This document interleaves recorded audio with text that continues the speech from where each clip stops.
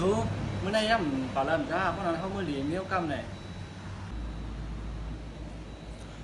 เขาให้ทางกำแม่เปิ่นก็เพราะนั้นก็กำเขาเดี๋ยวจอกเขาจอกฟังมือบางเมี้ยวป้าน่ะมีแองก็ต่อมือแม่ได้ดิกมากองแทงอิมแต่เสาเพิ่นในกองนี่ถอนมือแมงป้าแน่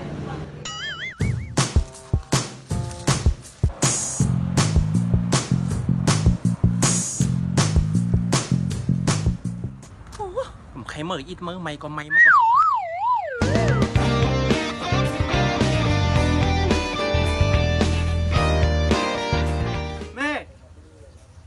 แม่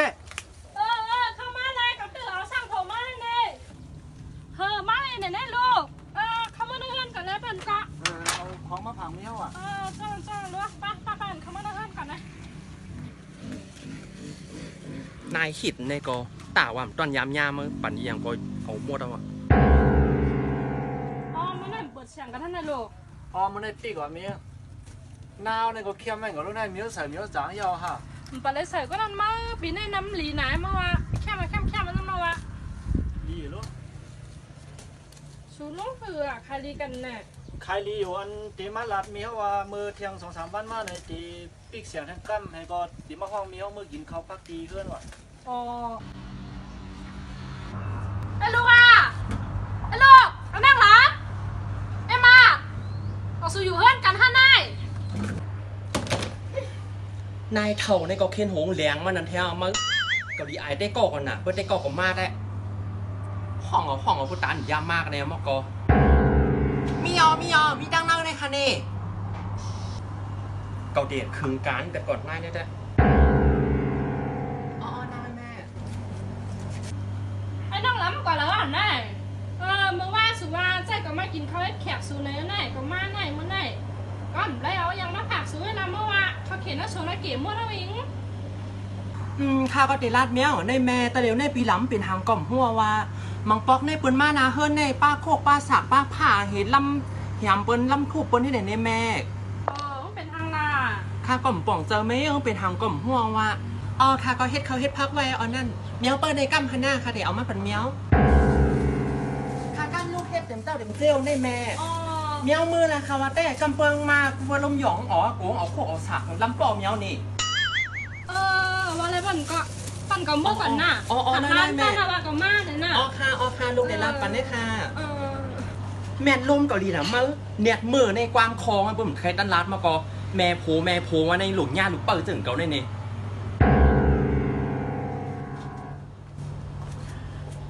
เอมาดเมื่อไงนายเป้ามันเหล่เฮาฮานั่นมันกว้างแล้วล่ะเก่าเข้าตรงเข้าเขใน2 ภายในกล่อมตั้นหันเมื่อว่าแม่เน็ตเอียงหัวว่าแม่ค่ะเจ้าเขาเจ้าพักปั่นเมื่อว่าซึ่งเป้คีบอกเก่าป้อมตั้งแล้วต่อเงินนั่นเดี๋ยวโหลให้ยังก็กว่าเฮ็ดละแม่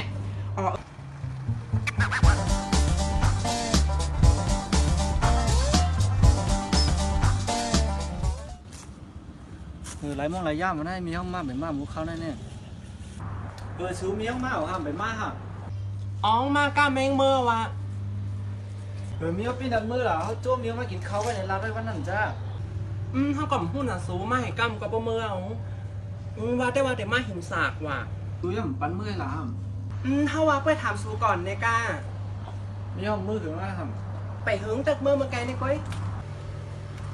กั้มป้อนเขาเดี๋ยวสาวมือปั้นเมี้ยวกั้มหนักป้อนนั่นก่อนในแลนอะไรสูกั้มเต็มตั้นเมียว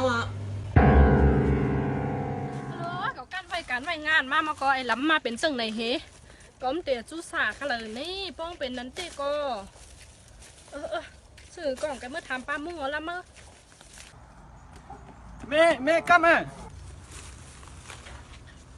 ไอ้ลำป้าฉากเลยลำเกาเตี้ยนั่นมาถึงไอ้มาวางนั่นก้มเตี๋ยหื่นแน่มาไปกินกับไอ้คนแก่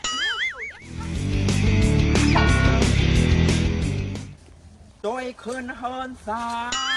ยป้าเป้านั่นมันเรียนไปห่างนั่นแน่เจนันว่านั่นไอ้โจมเมื่อไงเมี้ยวเลี้ยงหลังเล่มจ้าเรียนกว่าเมื่อไงเน่สูงแห่งกันนั่นทำภาษาเพลากองมาเอาสากับปันเมี้ยวมันเรียนกว่าปนใน